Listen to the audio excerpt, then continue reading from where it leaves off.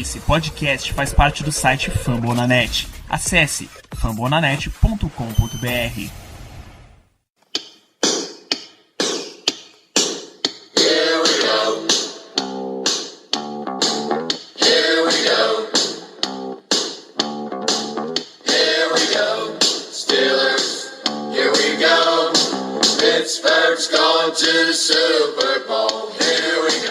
Muito bem, pessoal, estamos começando mais um Black Yellow Brasil Podcast, edição de número 76, seu podcast falando do Pittsburgh Steelers para todo o Brasil, direto de fambonanet.com.br. Eu sou o Danilo Batista, seu host em mais uma semana, mais uma quinzena, em mais um período de off-season. E para fazer esse programa, iniciando uma série que a gente vai ter nesse podcast, tem a presença de Ricardo Rezende. Tudo bom, Ricardo? Como sempre, uma satisfação enorme estar aqui com vocês. Muito bom estar de volta para gravar o programa. Edição, pode dizer, comemorativa. A gente comemorou 2 anos na semana passada. Nem a gente percebeu também. Foi uma feliz coincidência que eu fui ver programas antigos só para ver do que a gente foi falar. Quando eu vi, estava lá dia 7 de junho de 2016. A nossa primeira edição analisando o draft de 2016. Então, muito bom estar com todos vocês ao longo desses anos. Como eu falei no início, naquele programa, e volto a falar, o programa é sempre feito para vocês e principalmente por vocês. Então, vamos lá que hoje o programa está bem legal. Muito bem, então hoje a gente vai dar início a uma série começando com com pessoas dos rivais de divisão, torcedores dos nossos rivais de divisão, analisando essa relação entre os Steelers e a AFC Norte. E para a gente começar com o Baltimore Ravens, tem a presença dele que vem do podcast Casa do Corvo, Cleverton Niares, seja muito bem-vindo. Olá, Danídio, olá, Ricardo, olá você, torcedor do Pittsburgh Steelers. Eu venho em paz, eu venho aqui em missão diplomática para falar sobre Baltimore Ravens e Pittsburgh Steelers, essa que quem discordar é clubista, mas é uma das maiores, se não a maior rivalidade da NFL hoje em dia. Vamos que vamos. Esse podcast é tão clubista que chegamos a ponto de já confabular e comentar que talvez Steelers e Ravens esteja entre as principais rivalidades no mundo dos esportes, não só americanos, como de forma geral. Mundo dos esportes eu já ponho o pé atrás agora. Mano, assim, se você levar em conta como são os jogos da NFC Norte, por exemplo, em detrimento das outras divisões, é difícil você achar algum paralelo. É um jogo muito pegado, é um jogo muito físico. Por mais que a gente fale de rivalidades históricas como Green Bay e Chicago, por exemplo, cara, o nível de jogo que é entre Baltimore Ravens e Pittsburgh Steelers é digno de nota. Bem, então, antes da gente mergulhar nessa rivalidade aqui, Steelers e Ravens, a gente vai manter o que a gente vem fazendo no off-season e falar o que está acontecendo com os Steelers na atualidade. Ricardo, do último programa para cá, o que a gente tem de notícia dos Steelers? Bom, durante esse ato de 2 semanas até agora, tivemos o término dos OTAs e agora, essa semana, tivemos o minicamp. Então, as atividades do minicamp são obrigatórias, os jogadores eles têm que comparecer. Obviamente, como todo mundo já sabia, Le'Veon Bell não marcou presença, completamente esperado. Big Ben e Antonio Brown voltaram, ambos ouviram certas críticas da imprensa, como a gente havia comentado no último programa. E durante esse tempo, o Antonio Brown, principalmente, ficou bastante irritado com as declarações que ele ouviu. Quem acompanhou viu como ele estava no Twitter, no Instagram. Muita gente pensou até pelas besteiras que ele estava postando que ele havia sido hackeado. E o Antonio Brown, por mais que seja presente nas redes sociais, ele não é de fazer o que estava propriamente fazendo. Então, atirou para todos os lados que você possa imaginar. E essa semana, quando se apresentou para o minicamp, ele ficou pistola e foi para cima da imprensa. Comentou que se sente muito pressionado por eles, que ele se dedica a esse esporte como quase ninguém, e que tirou esse tempo dos OTAs realmente para refletir e ficar com a família dele, porque estava cansado de ficar ouvindo pressão por parte da imprensa. Ele até soltou umas reflexões, falando, se eu parasse hoje, onde você me botaria ranqueado entre os melhores wide receivers da NFL? Fez alguns posts até desnecessários com relação a uma mãe de um dos filhos dele no Instagram. Eu acredito que venha ao caso comentar sobre isso aqui, porque foi algo extremamente desnecessário.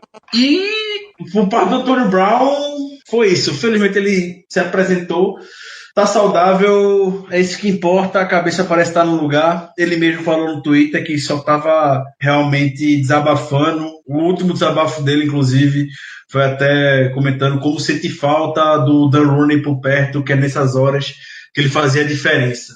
Ele até, o Brown falou também nas declarações de Bruce Arians e do Mike Tomlin no início da carreira, principalmente do Bruce Arians, falou que, teoricamente, nos bastidores comentou que o Antonio Brown só seria o jogador de special teams e nunca seria um wide receiver de sucesso, que não tem cabeça, não sabe percorrer rotas. Até o site próprio do Steelers, através do Bob Labriola, procurou falar sobre isso também e falou que o Bruce Arians, de fato, queria o Antonio Brown cortado até, se possível, no ano de rookie dele. E foi o Mike Tomlin que chegou, não, esse menino tem futuro, provavelmente como special teams, e o Antonio Brown se tornou o que veio a ser para nós hoje. Eu posso dar um pitaco nessa notícia aí, rapidinho? Óbvio. Com certeza.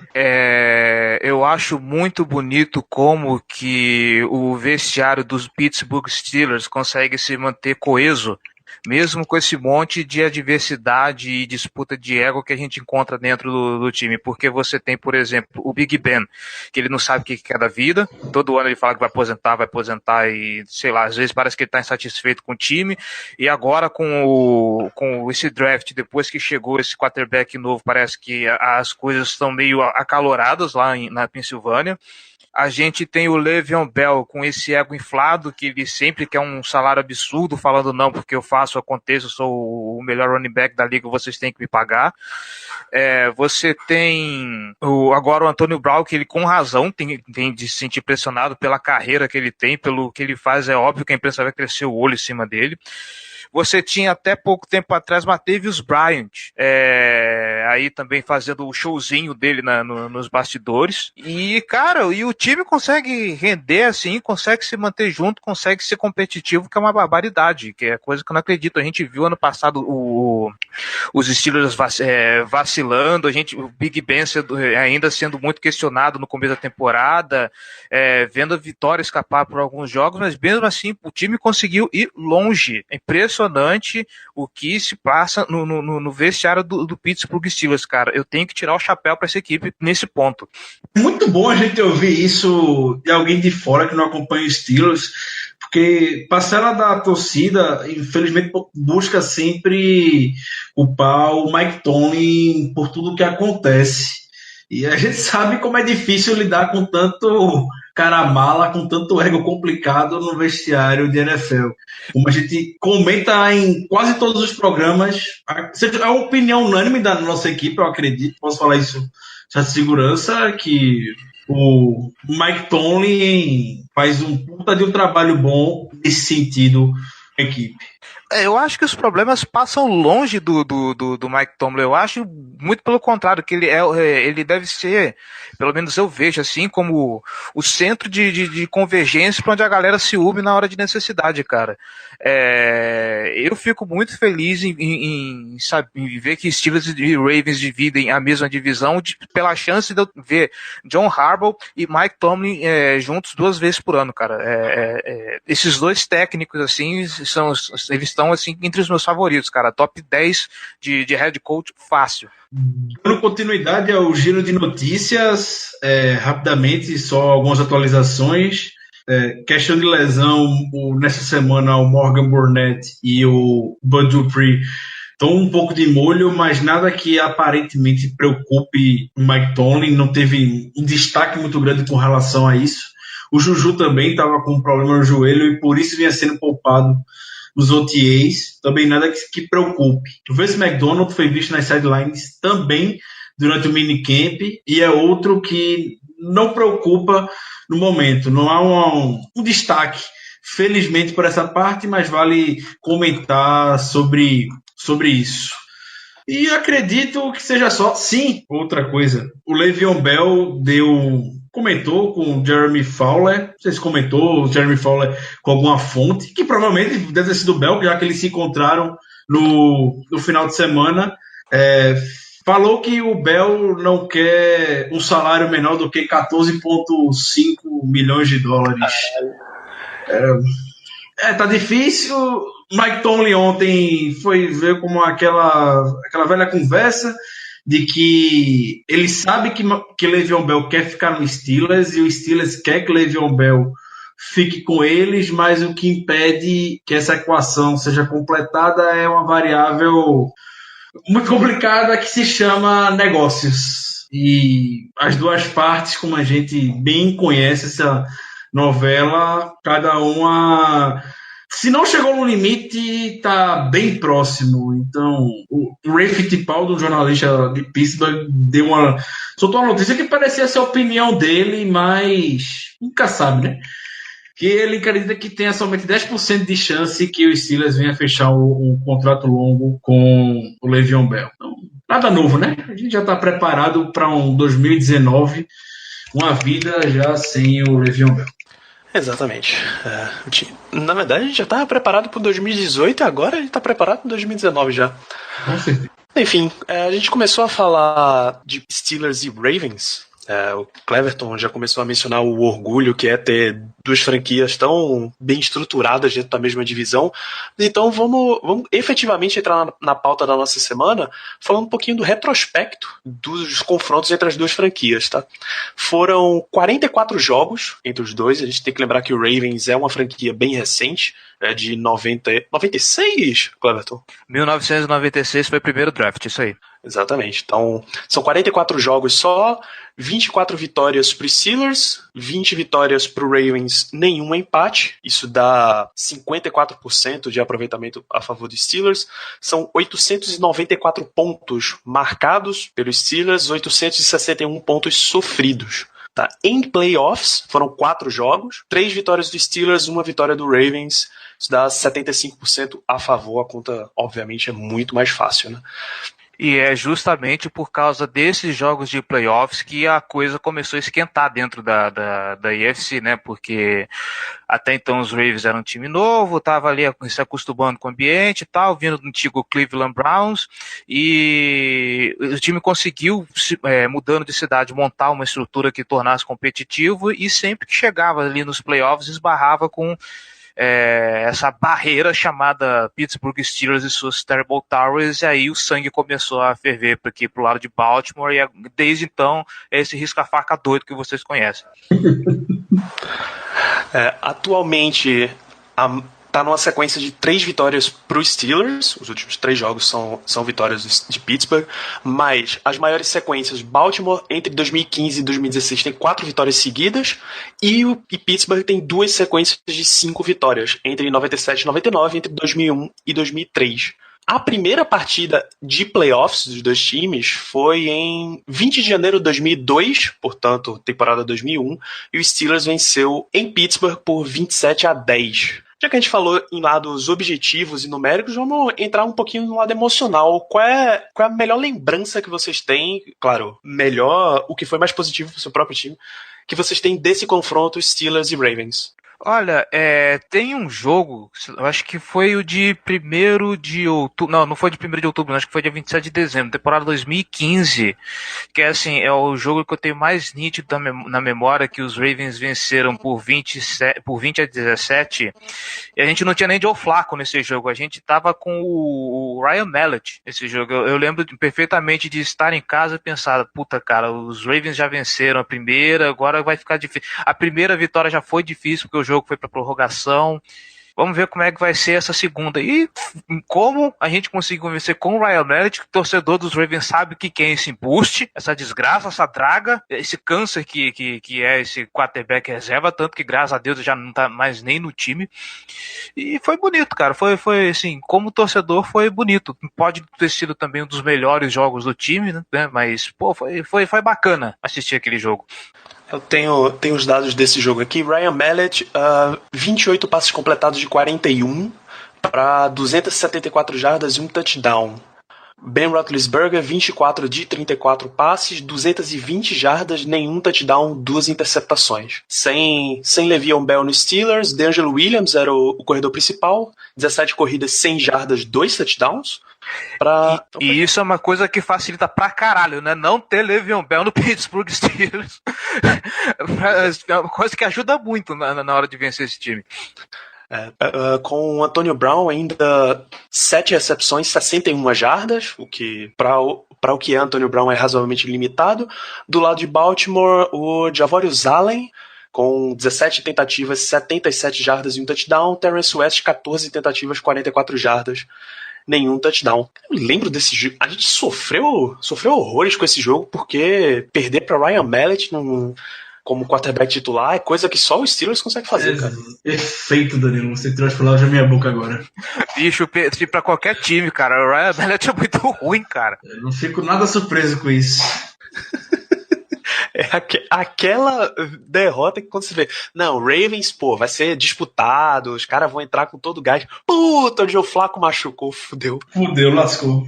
Não, e uma coisa que o Ricardo tava conversando comigo na temporada passada, eu começo a acreditar, é que como vocês sofrem quando é pra ser um jogo fácil, cara. Eu tenho na memória até hoje o jogo contra o Chicago Bears no ano passado, cara. Eu falei, eu não acredito que eu tô vendo isso, velho. É sério? É sério? É um time maravilhoso, mas ele sempre joga no nível do adversário. Né? Assim, vamos levar em conta também que o Chicago Bears passou o rodo na NFC Norte, né? Sim, mas mesmo assim não era se esperar que fosse tão tranquilo, né? Uhum. Ganhar os 4. Você, Ricardo, o que é que você tem de melhor lembrança de Steelers e Ravens? Eu acredito que para torcida do Steelers deva ser a final da AFC de 2008 para 2009, jogo extremamente disputado, jogo que está na história, tem a menor dúvida disso. O jogo estava 16-14 até o finalzinho, os últimos 5 minutos. O Ravens estava com a posse de bola quando o Polamalu interceptou e retornou para touchdown. Naquele que o David Dameshek e o Egg Taylor já fizeram um programa sobre isso, onde eles registraram que aquele foi o momento mais alto, do maior barulho. Nunca ouviram o Heinz Field tão em festa como naquela hora. Então, aquele jogo representa o que é um Steelers e Ravens.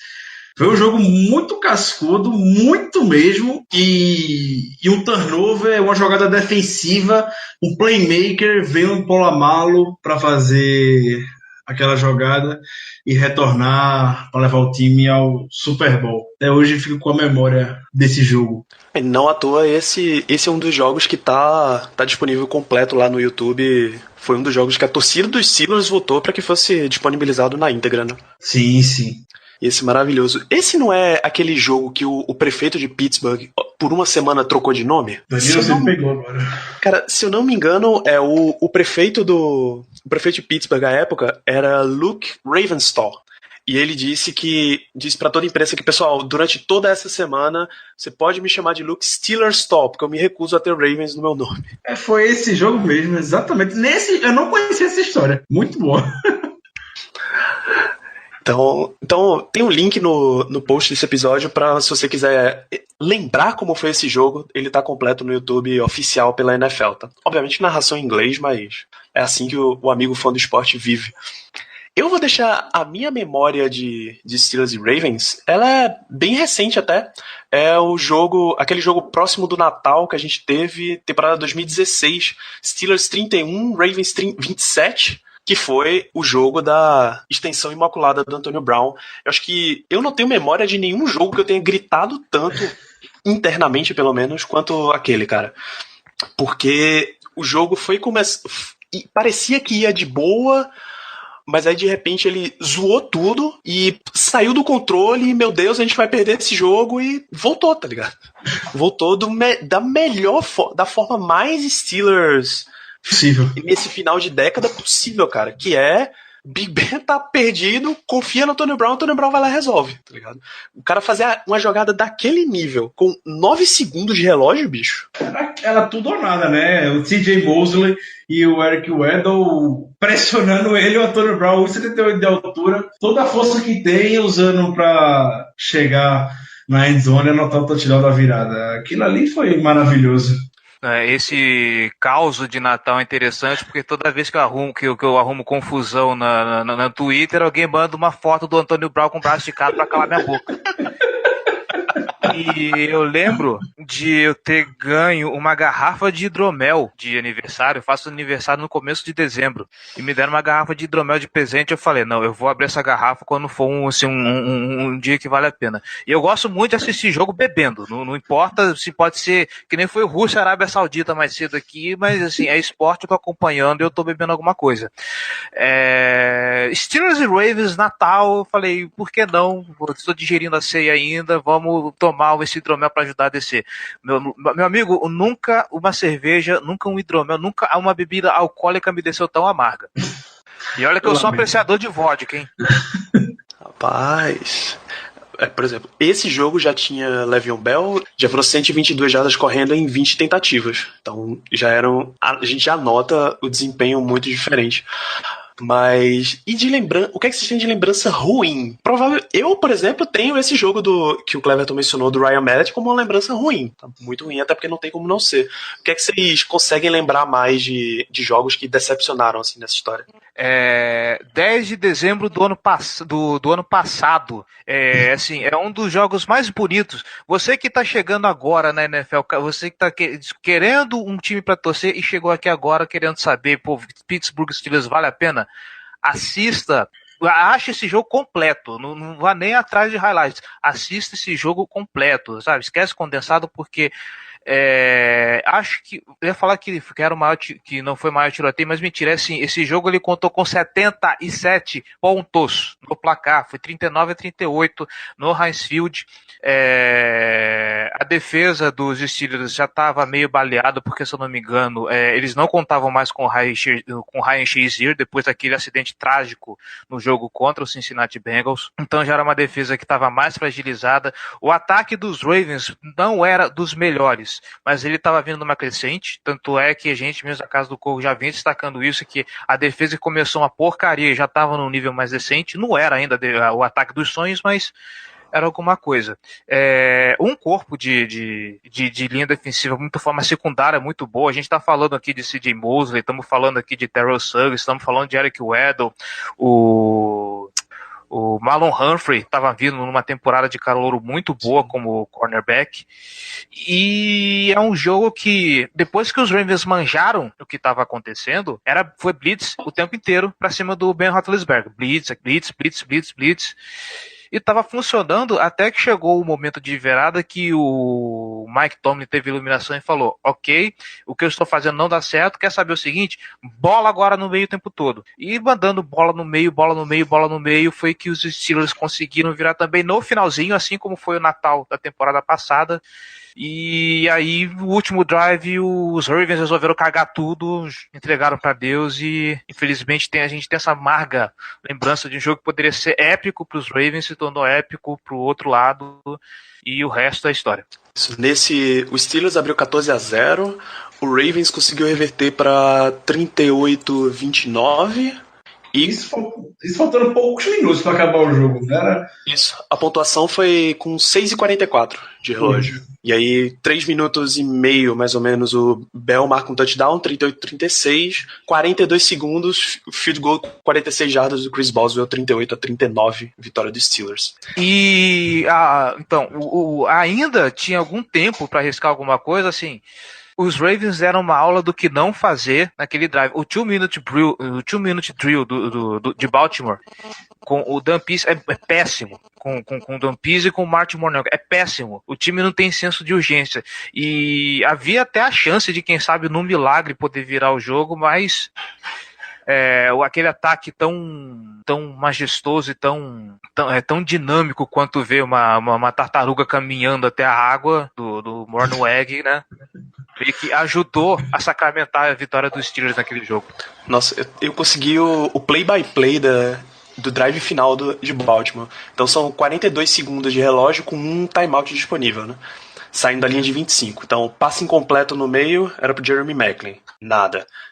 Segunda descida, Joe Flacco, passe pro Mike Wallace, 14 jardas. Spike, 21 segundos.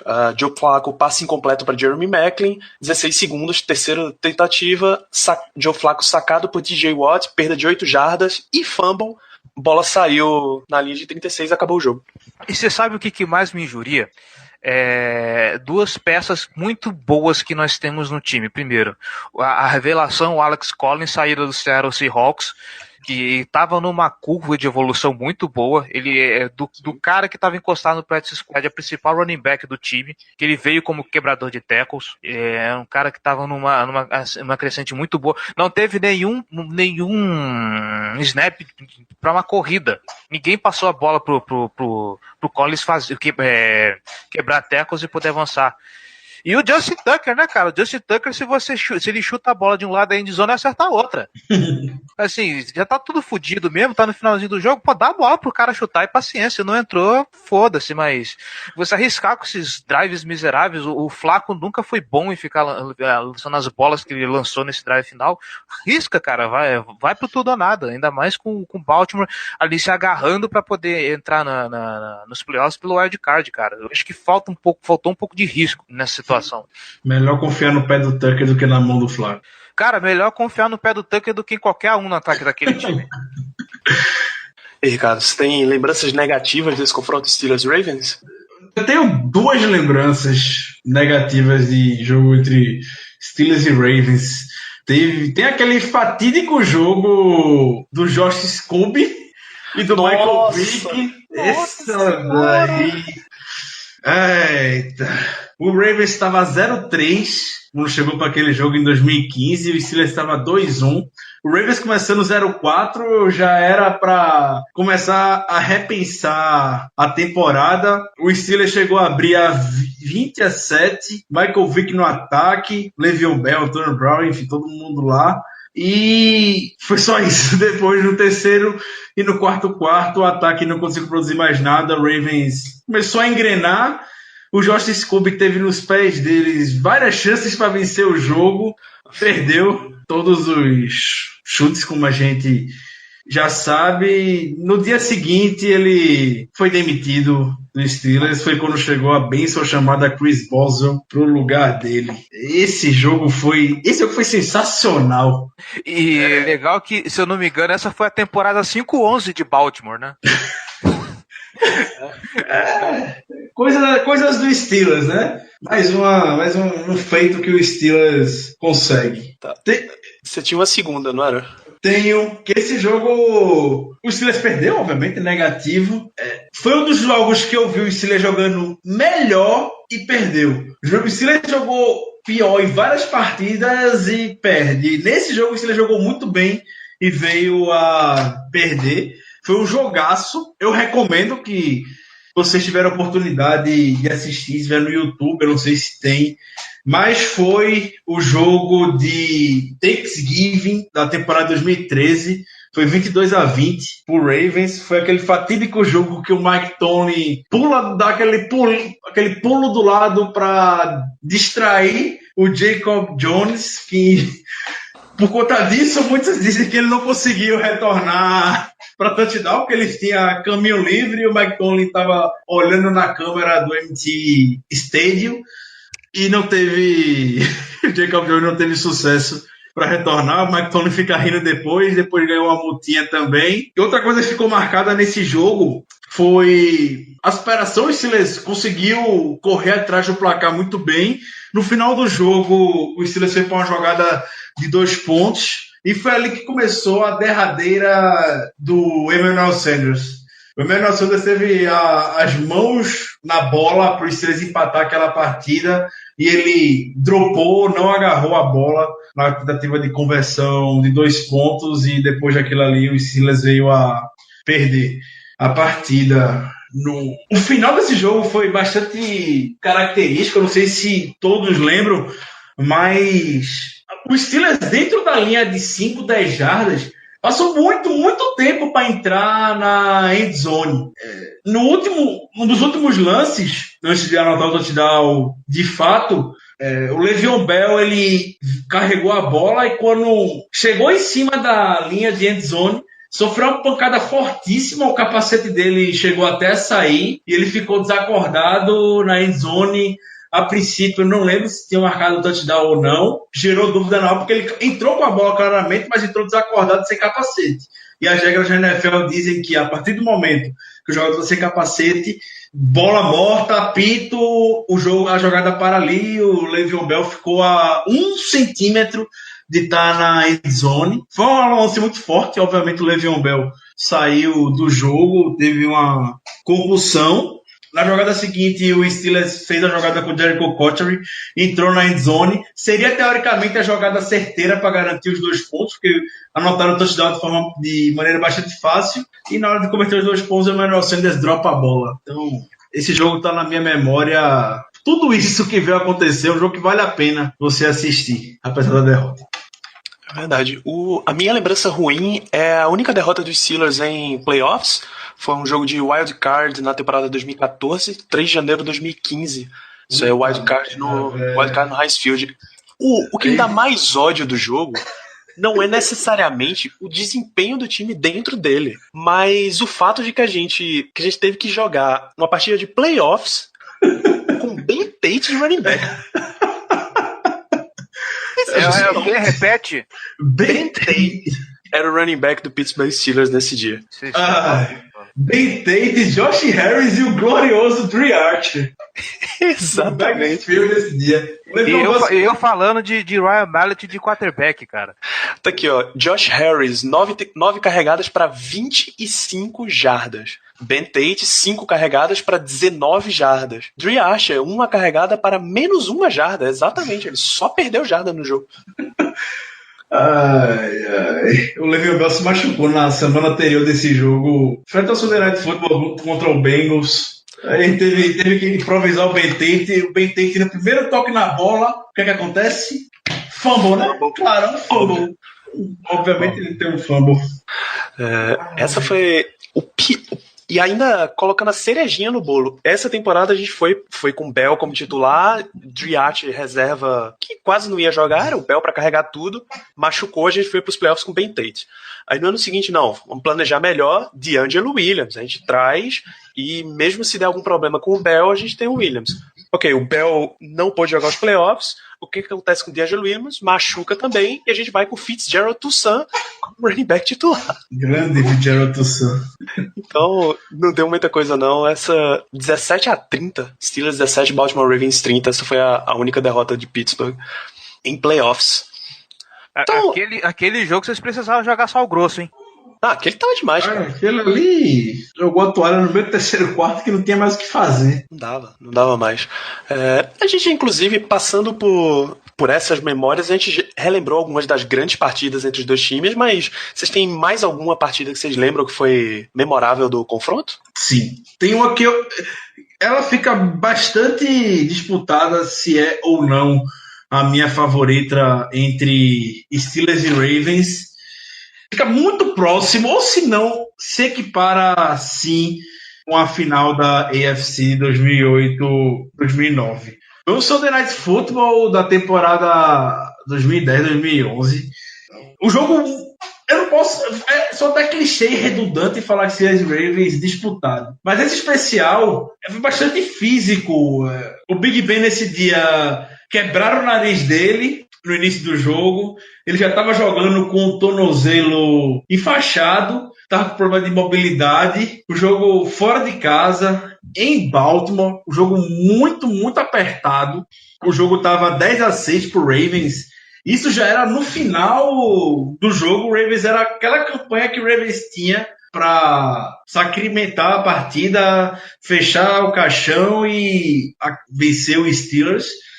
E eis que surge também novamente o Troy Polamalu, entrou em blitz, aquela blitz que ninguém via de onde ele aparecia. O Ray Rice completamente perdido nos bloqueios.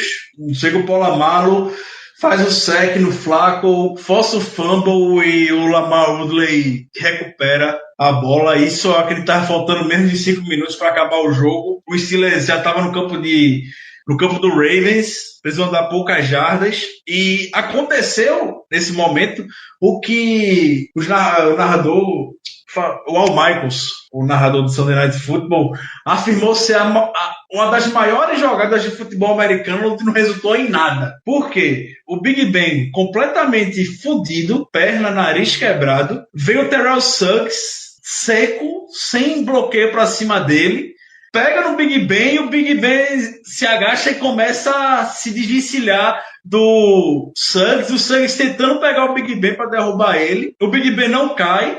O Big Ben sai de cima do Terrell Suggs, se desvencilha do Terrell Suggs e joga a bola fora. Não gerou nada aquela jogada, mas foi uma das maiores do Big Ben.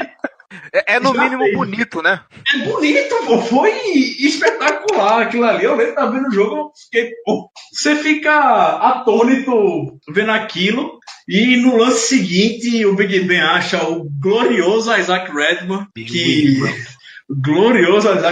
que entra na end zone e garante a vitória pro Steelers naquele dia. Esse jogo também vale muito a pena você assistir ou recuperar os highlights. Esse foi espetacular. Por isso que eu digo, a jogada para mim do Polamalu, por mais que a interceptação, o pick six que teve na final da conferência, seja extremamente memorável, mas esse fumble forçado foi minha jogada favorita dele. Era aquilo que ninguém esperava que fosse acontecer. O jogo o tempo todinho super... Como eu posso falar? Super apertado, as defesas segurando como podiam e veio um Polamalu onde ninguém imaginava, força aquele fumble e o Steelers consegue vencer.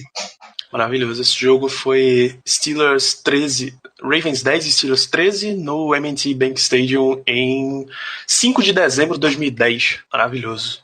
E Cleber, você lembra de mais alguma grande partida que tenha rolado entre os dois times? Ah, cara, assim, é difícil falar porque minha memória de NFL, como eu comecei a acompanhar a partir do Super Bowl 47, ela é meio recente. Mas se esse jogo que eu tô vendo aqui na lista que eu tô pensando, eu acho que fica só pela curiosidade. Aquele Ravens Steelers do Thanksgiving, que os Ravens venceram por 22-20, ele que é aquele meme famoso da Michelle Tafoya na mesa com o Justin Tucker e o Suggs do lado, né? Sim, ele mesmo.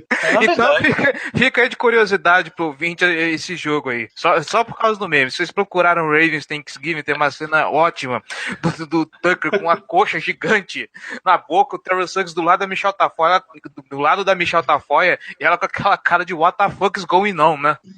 Isso é 28 de novembro de 2013. Isso. Em Baltimore. Foi aquele jogo que eu comentei do Mike Tomlin e do Jacob Jones. Verdade. Peraí. É isso mesmo. Acho que de jogo memorável vale citar o primeiro jogo entre os dois. Foi dia 8 de setembro de 96. Isso é semana 2 da temporada 96, a primeira temporada. Pra vocês terem uma ideia do quão diferente eram os elencos, vamos às pontuações aqui. Uma interceptação do Rod Woodson para os Steelers, 7-0. Vini Testaverde correu 6 jardas para o Ravens, 7-7. Jerome Bettis marcou para os Steelers. Depois, Derrick Alexander recebendo passe do Testaverde, 14-14. Charles Johnson recebendo passe de Mike Tomczak, dos Steelers. André Hastings também, passe Mike Tomczak. Matt Stover, field goal de 29 jardas. E Norm Johnson, field goal de 35 jardas. 31 para os Steelers, 17 para o Ravens, no glorioso e antigo Three Rivers Stadium em Pittsburgh. Esse ainda era da antiga e saudosa UFC Central, né? Não tinha sido reconfigurado ainda as divisões. Isso. Exatamente. Até 2001 os dois times figuravam na UFC Central. Porque aí, até 2001 eram os dois na UFC Central. Quando o Houston Texans entra em 2002, aí troca tudo e passa a ser UFC Norte. Só que com a base da AFC Central eram os times da AFC Norte. Tinha um ou outro time que ia entrando por ali.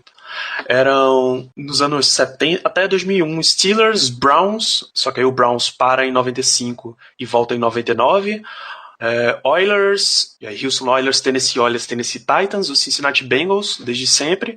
Em 95 entra o Jacksonville Jaguars, da divisão, e o Baltimore Ravens entra em 96. Quando o Browns volta em 99, ficam 6 times: Steelers, Browns, Titans, Bengals, Jaguars e Ravens. Até que quando entra, como eu disse, o Houston Texans, tem a realocação, a reordenação dos times, e aí sai o Titans e sai o Jaguars para a divisão nova, AFC Sul, e ficam Steelers, Browns, Bengals e Ravens, porque era mais ou menos era onde as rivalidades já estavam mais fortes, e os times são razoavelmente perto, e é uma das divisões que a NFL razoavelmente acertou a localização.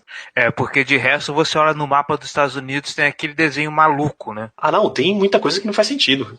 Tampa Bay começou na NFC Oeste. A turma não sabe muito bem o que tá fazendo, não. Esse foi em 2012, foi inclusive um ano que o Ravens veio a ser campeão. Foi o jogo Steelers e Ravens no M&T Bank Stadium.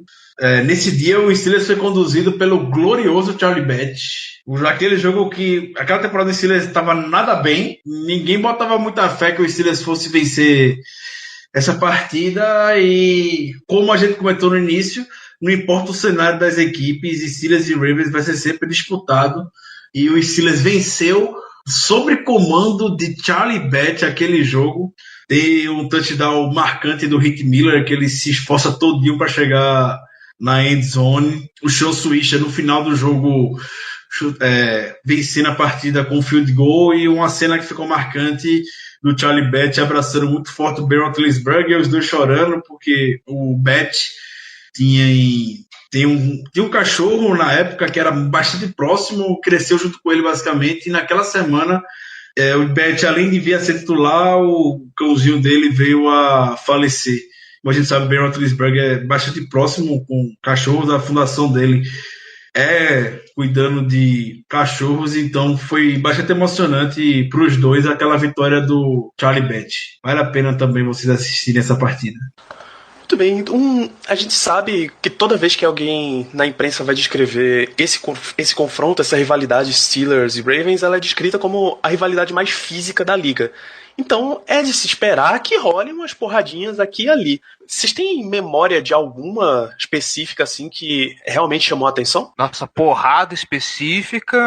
Não, cara, eu sei dessas brincadeirinhas, entre aspas, assim, que eles costumam dizer, que nem essa do Jacoby Jones com o Mike Tomlin, por exemplo, que costuma fazer, porque o Mike Tomlin gosta também de pôr uma lenha na fogueira nessa bagunça, né? Agora, porrada específica, agora memorável, assim, eu vou ficar devendo por enquanto. Durante a época do Hines Ward no Steelers, que tinha uma rivalidade muito boa dele com o Ed Reed, né? Que o Hines Ward era bastante conhecido por chegar um pouco mais pesado nos bloqueios, e ele sempre parecia marcar o Ed Reed. Sempre dava um totozinho a mais no final da jogada para cima do lendário safety do Ravens. São vários hits que ficaram marcados do Clark, perdão. O meu próximo vai ser do Ryan Clark, do Hines Ward em cima do Ed Reed. Tem um do Ryan Clark também que veio ficar famoso, foi também na final da conferência 2008-2009 em cima do Willie McGahee. Foi muito forte o hit que o Ryan Clark veio a dar nele, o pessoal queria muito punição do Ryan Clark, não queria que o Ryan Clark viesse a jogar no Super Bowl contra o Cardinals por conta como ele chegou forte, McGahee, que precisou sair mobilizado até do estádio diante do impacto que teve nessa jogada. E também tem outra que ficou bastante marcante, a torcida do Steelers vai lembrar dessa figura que se chama Lima Swede. Foi nesse jogo também, a final da conferência 2008-2009. O Lima Swede era um rookie. Lima Swede foi um dos maiores boosts que já passaram pelos Steelers na era Mike Tomlin. Lima Swede não fez nada em Pittsburgh, só fez isso. Que Ele fez um bloqueio espetacular em cima do cornerback do Ravens, que me falta a memória, o nome do cidadão agora, e foi um bloqueio estilo Hines Ward pra cima do Ed Reed. Foi a maior jogada que o Lima Sweden já fez com a camisa de Pittsburgh. Aí depois voltou ao normal. No lance seguinte ele teve um drop e tá tudo certo. Mas peraí que eu acho que eu encontrei essa jogada do Lima Swede aqui. De qual ano que é mesmo esse jogo aí? Foi a final da conferência 2008-2009. Não é o Kyle Boller, não? O quarterback na época? Não foi no quarterback, não. Já era o Flaco. Nessa época, foi o cornerback. O Lima Swede é um wide receiver e deu uma jogada de ataque de corrida. Ele foi bloquear ajudar nos bloqueios e chegou bem forte em um cornerback. Eu acho que é essa que tá marcada aqui.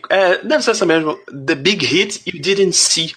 É um passe pro Rich Miller e... Nossa! Ele atropelou o cara completamente. Sim, maior jogada da vida do Lima Swede. O cornerback tá meio atrasado na jogada. O Lima Swede tá lá na frente e volta pra ajudar o bloqueio, amigo. Um abraço. Não sei nem se esse cara levantou depois. Tem uma que a internet me mostrou aqui que gerou briga mesmo, que foi o seguinte: o LeGarrette Blount estava correndo pelos Steelers, a jogada já estava parada basicamente, porque juntou aquela pilha de corpos na frente dele, ia dar a lei do avanço máximo. Provavelmente o juiz não tinha apitado ainda, e aí me vem Terrell Suggs, feito um maluco, exatamente no... Quer dizer, ele vai com um capacete na altura mais ou menos do quadril, só que como o Blount ele tá com o pé muito fixo no chão, ele dobra o joelho com tudo pra frente.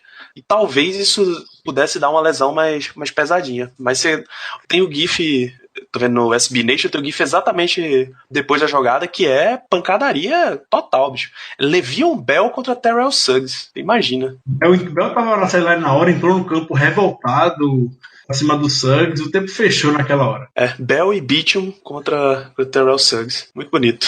Bom, a gente relembrou. Sabe o que vai ser bonito? Na pré-temporada dos Ravens vai ter Baltimore Ravens e Los Angeles Rams. E se o ouvinte que está escutando não pegou a referência, estamos falando de Michael Crabtree contra Akim Talib. Caso isso ocorra. Já na pré-temporada. Pré-temporada vai ser Depende bonito. de qual semana, né? Acho que é a primeira, segunda semana ainda, mas assim, pré-temporada, não acho que nenhum dos dois times vai arriscar colocar os dois, não. Mas seria bonito. A NFL já tava dando aquela ligação. Se for em Los Angeles ainda, bota eles dois aí só pra dar uma animadinha. Pra vender esse joguinho de pré-temporada aí. Pior que eu acho que é em Los Angeles, cara, se eu não tô errado. Los Angeles, Michael Crabtree contra Akim Talib é o prato cheio pra pré-temporada da NFL. Pra que o UFC você já tem os dois, né? Exatamente, tudo que a NFL quer. Não, esse vai ser no M&T Bank Stadium, em Baltimore. Então esquece. Então provavelmente não vai ter nem transmissão do jogo. E é na semana 2, dia 9 de agosto. Alô, Roger Goodell, vamos pensar com carinho esse jogo aí, vamos? Desculpa, gente, na semana 1. É porque tem o jogo do Hall da Fama antes, eu já confundi na contagem. Não. O Hall da Fama vai ser Ravens e... Não, Ravens e Bears é tipo a semana 0. Sim, é o Hall of Fame. Mas alô, Roger Goodell, vamos pensar com carinho nesse jogo aí? Cara, hoje, pra você botar titular no primeiro jogo da pré-temporada, você tá... Ou em muita dúvida, você tá maluco. Não, depois do que aconteceu, depois do festival de lesões também que aconteceu temporada passada, joga com os reservas mesmo e tá tudo certo. Não quero não, obrigado. E torce pros reservas não se machucarem também. Então vamos lá, a gente relembrou o retrospecto, algumas memórias boas e ruins, grandes partidas da história da rivalidade, grandes porradarias que já rolaram entre os dois, mas vamos voltar para 2018, acho que tá todo mundo esperando como é que vai ser essa temporada, e começar com você, Cleverton, o que é que você tá esperando do Baltimore Ravens para esse ano? 9-7. 9-7 numa hipótese assim, muito otimista ainda para ser honesto, porque ano passado, para quem acompanha a Casa do Corvo, eu lembro que eu estava até confiante, porque sei lá, era um time que estava vindo numa crescente, veio na temporada 2015-2016 com 5-11 E aí depois veio 8-8. Ah, beleza, vamos ver agora agora na próxima temporada a gente espera que seja uma campanha melhor, né? E a gente perdeu o último jogo contra o Cincinnati Bengals, assim, no fio da rabiola, né, aquela jogada maravilhosa no final do jogo. E para esse ano eu encaro o Baltimore Ravens como uma incógnita. A defesa ela tá ali meio consistente com as peças de sempre. A gente tem o Jimmy Smith ali como cornerback, o Brandon Williams se garantindo ali como nose tackle, a galera ali do lado dele mais ou menos, a gente já sabe, a gente já espera mais ou menos quem vai ser. Linebackers não tem muito o que se dizer, CJ Mosley, Terrell Suggs, talvez o Tyus Bowser consiga mais snaps ali durante a temporada, nada muito diferente. O ataque já é meio complicado, porque a gente tem uma falta de definição completa na linha ofensiva, a gente só tem de garantia de recebedores. O Alex Collins, do que a gente viu que ele pode fazer, a gente não sabe como o Michael Crabtree vai render nesse jogo, a gente não sabe como o John Brown vai render, como vai ser o entrosamento desses dois no time, a gente não faz, o Willis Need tá chegando e sabe Deus se ele vai fazer alguma coisa nesse time, e tem o fator pressão do senhor Joe Flacco, né, porque ele anda muito mal, desde do Super Bowl até que ele anda bem mal, ele anda com um desempenho muito fraco, né, trocadilhos à parte, e tá vindo aí Robert Griffin III como QB reserva, e com certeza, como se já não bastasse ele, e a gente já vinha especulando que no primeiro vacilo a torcida ia pedir para trocar de quarterback, os Ravens deram aquele abraço carinhoso, gostoso assim na torcida, e draftaram Lamar Jackson. Para quem se recorda, houve um bafafá, inclusive por parte da imprensa, um bafafá completamente desnecessário,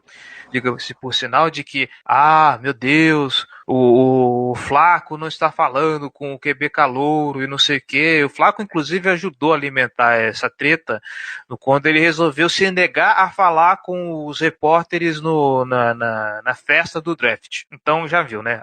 Crise em Maryland, né? Bom, com esse festival de incógnitas e um calendário onde a gente vai pegar, deixa eu ver aqui, Tennessee Titans fora, Carolina Panthers fora, Atlanta Falcons fora naquele canhão contra a ameaça extraterrestre, e Kansas City Chiefs fora, Los Angeles Chargers fora, assim, é um calendário que tá muito, muito desfavorável, sabe? A gente vai receber Tampa Bay Buccaneers, vamos receber Oakland Raiders e esses dois vai ser uma incógnita. A gente vai receber Denver Broncos também, a gente não sabe o que pode ser, talvez seja um dos jogos mais fáceis, e soma-se isso a New Orleans Saints e Buffalo Bills, fora os jogos da divisão. Eu não vejo com bons olhos uma campanha do Baltimore Ravens com esse calendário. Eu não consigo, então, se a gente conseguir um wild card, a gente tem que torcer muito por um prejuízo grande dos outros times da AFC, o que eu descarto. Então eu acho que para começar a fazer efeito as mudanças que o time está fazendo é de 2019 para frente.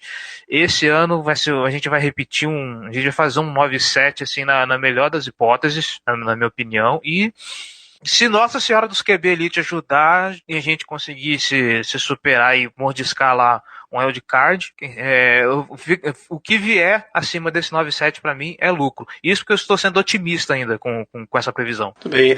Nesse ano, o jogo no Heinz Field é na semana 4, dia 30 de setembro, e o jogo em Baltimore é dia 4 de novembro, na semana 9.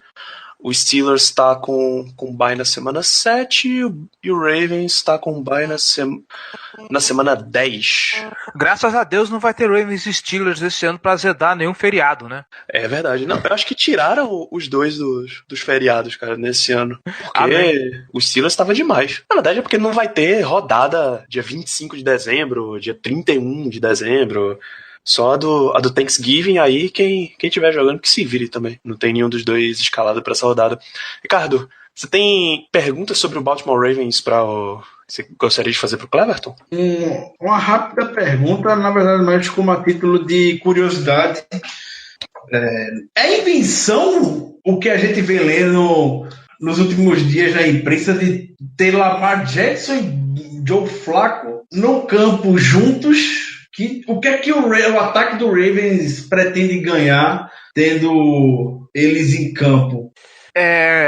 Não é invenção da imprensa, o Harbaugh realmente está experimentando isso, de colocar os dois. Na verdade, o que o Harbaugh quis dizer é: estamos colocando Lamar Jackson e Joe Flacco no mesmo plano de jogo. Não quer dizer que é os dois em campo ao mesmo tempo. E é até entendível, porque a gente precisa fazer esse garoto ganhar experiência. Nada mais justo do que envolver o Lamar Jackson dentro do plano de jogo de Baltimore. Até onde eu sei, é isso, sabe? O que o Harbaugh tem especulado é isso. Estamos envolvendo tanto o Joe Flacco quanto o Lamar Jackson no plano de jogo. Ou seja, o que um vai fazer, o outro vai fazer também. Eles estão experimentando o garoto, basicamente é isso. Não é nada muito impressionante assim, meu Deus do céu, vamos colocar os dois para fazer, vamos pôr o Lamar Jackson de wide receiver, sei lá, não. É só isso. Colocar os dois na mesma situação. Basicamente seria isso. Nada muito extraordinário, não. Boa. Bom ter esclarecimento, porque pelo jeito que a imprensa vende, já sabe, né? Nunca duvide do poder dos caras. Então, se vocês não tiverem mais nada a acrescentar a respeito, a gente parte para as perguntas da audiência. Podemos? Vamos lá. Simbora. Então, o Guilherme Maciel, ele pede dicas de jogos do Pittsburgh Steelers para assistir. Olha, a gente acabou de mencionar uma boa quantidade de jogos aqui que já dá para você começar, né? Faz o dever de casa, vê esses grandes jogos de Steelers e Ravens. Quando você terminar, você volta que a gente indica mais uma rodada de jogo. Acho justo. E o Cleber falou algo muito importante. Quando for assistir o Steelers e Ravens, não veja condensado, veja o jogo inteiro. Se prenda a isso não. Pode ir com fé nos últimos jogos entre Steelers e Ravens, a certeza de emoção como a gente compartilhou hoje. Esse jogo animado. Vamos lá, José Santos ele faz a pergunta baseado naquela afirmação do Antonio Brown que o Ricardo mencionou lá no começo. Se ele parasse hoje, ele seria o melhor wide receiver da geração dele? Na verdade, a pergunta é: ele é o melhor wide receiver da geração dele ou não, na opinião de vocês? Sim. É o melhor wide receiver dentro da melhor possível safra de recebedores que a NFL já viu. Olha, eu também não consigo ver assim um cara que bata o Antonio Brown assim dentro da classe dele. Eu não consigo enxergar. E olha que a gente sabe aí como que tem o wide receiver bom espalhado aí pela liga, mas assim, o que esse cara consegue fazer, ainda mais, uma coisa que eu sempre quis ver, eu lembro de, quando eu participei no No Flags, a gente entrou nessa discussão de o que seria o Le'Veon Bell em um outro plano de jogo. Eu gostaria de ver o Antonio Brown, por exemplo, em um outro plano de jogo fora da química dele com o Ben Roethlisberger. Assim, porque assim, ele é um cara muito bom, é um cara atlético, é um cara que ele consegue cumprir com a árvore de rotas dele com excelência, só que a química dos dois funciona tão bem que eu não consigo imaginar o Antonio Brown com um outro quarterback. Tipo, vocês conseguem visualizar, por exemplo, o Antonio Brown no Green Bay Packers, por exemplo? Mas a gente pode até puxar isso para os Steelers, principalmente quando o Michael Vick esteve em Pittsburgh, que o Antonio Brown quase surtava com o Michael Vick pedindo a bola para ele e não via do jeito que estava acostumado. O Michael Vick canhoto, tem aquele canhão, né? Ele é preciso, feito o Big Ben, mas quando teve com o Michael Vick, eles enfrentaram uma certa dificuldade até ter um pouco de sintonia. Porque eu falo assim, não querendo comparar talentos, né? Mas eu coloco como comparação, por exemplo, o que aconteceu aqui na nossa vizinhança quando tivemos o Steve Smith Sr., que o cara era um monstro em Carolina, jogou o fino da bola no Carolina Panthers, poxa, era difícil. Jogou o cara ídolo nos Panthers, foi pra Baltimore e, foi o wide receiver dos sonhos do Joe Flacco, tanto é que foi aí o wide receiver do Super Bowl, né? Eu gostaria de ver o Antonio Brown jogando assim eu gostaria de ver como seria o Antonio Brown num outro sistema, num outro esquema. Não que eu tô falando que, assim, ele só é bom porque está nos Steelers, não. Ele é um wide receiver bom, ponto. Mas eu falo a título de curiosidade, sabe? Saber como que ele ia render com uma outra pessoa, tipo... Porque, assim, vamos montar aqui o time da NFL dos sonhos, por exemplo. imagina, por exemplo, Antônio Brown na mão do Tom Brady, vamos por assim, ou na mão do Aaron Rodgers, também não desmerecendo o Ben Roethlisberger, mas esses caras top 3, assim, que a galera costuma pôr, por exemplo, um Antônio Brown na mão do Drew Brees, imagina só o ataque do Saints, que loucura que ia ser, ou não, vai saber, né? Prefiro não imaginar. Tô bastante feliz com em ter o melhor nas nossas mãos. E assim, ele fala de melhor wide receiver da geração. Talvez quem a gente coloque na geração dele seja os caras que surgiram mais ou menos na mesma época, né?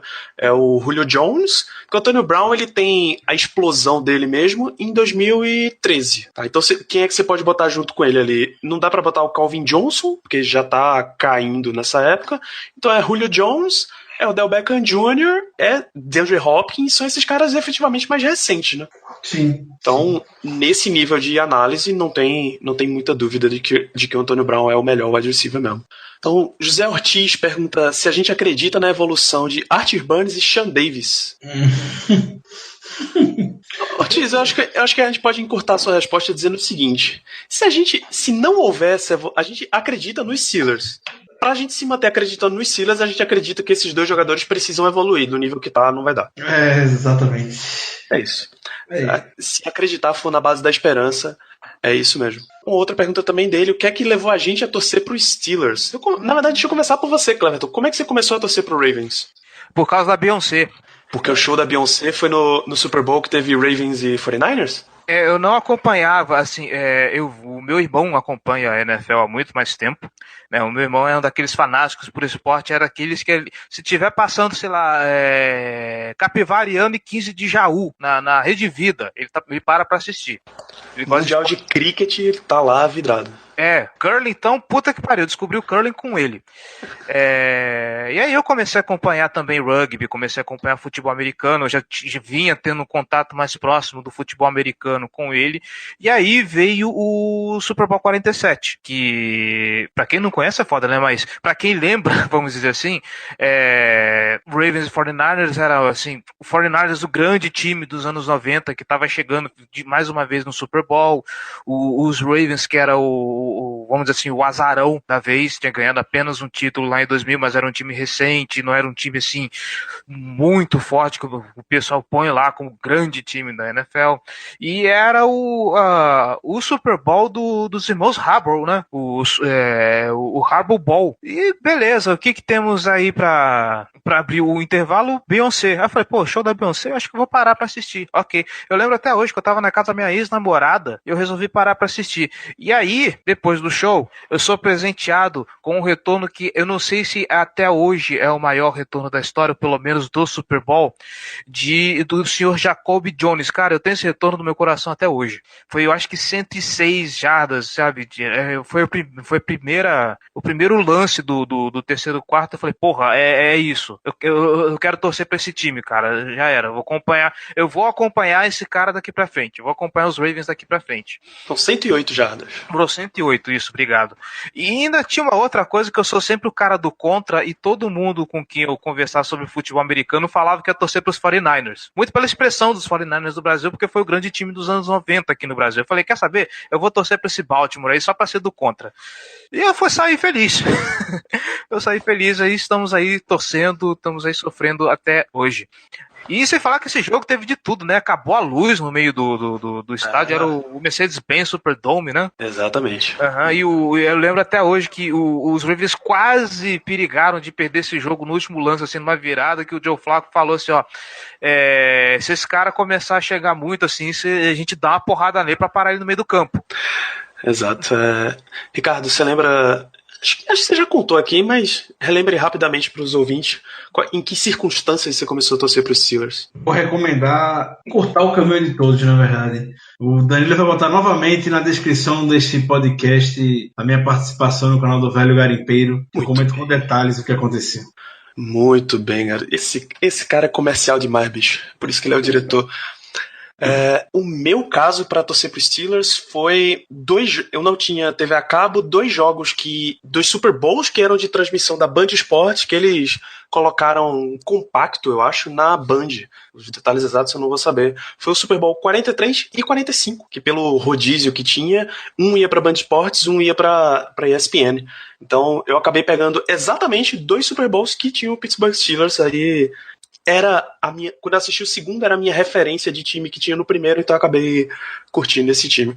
Então, nossa última pergunta, Matheus Torres. O que você acha da ideia da gente estar fazendo rotação de posição entre Bud Dupree e TJ Watt? Isso é algo que vem sendo circulado bastante nas últimas semanas, desde o final dos OTAs.